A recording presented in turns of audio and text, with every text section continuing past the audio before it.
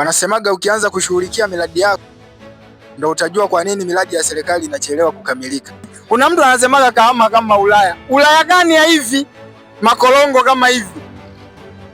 Eti ndugu zangu nyinyi mlioko Phantom, huko ni Ulaya au mnaonaje hiyo hali iliyoko? Kameraman, njoo kidogo, njoo tuwaonyeshe. Jamani, Kahama sio Ulaya.